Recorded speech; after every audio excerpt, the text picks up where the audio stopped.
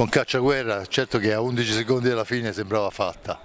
Sì, una partita comunque giocata bene, cioè preparata bene, chiusi bene in difesa, alla fine siamo rimasti chiusi comunque anche a 5 minuti alla fine, non abbiamo avuto la fretta di pressare, di recuperare la pallina e si è recuperata la pallina alla fine, 5 contro 4, un bel gol su uno schema preparato in allenamento e poi alla fine è successo.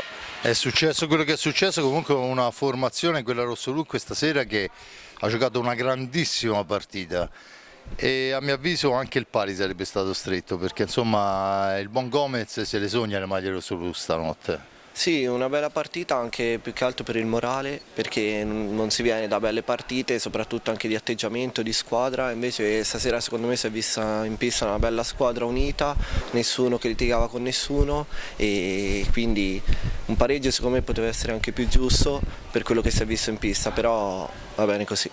Percorso che continua comunque, adesso mancano ormai poche partite, ma c'è ancora matematicamente da guadagnare la salvezza. Sì, certo, ci sono delle partite comunque difficili, la prossima contro Camaiore e Pumas, che comunque sono lì in cima alla classifica, però no, secondo me se si gioca come stasera non siamo meno di nessuno. E poi le ultime due qui in casa che comunque saranno fondamentali.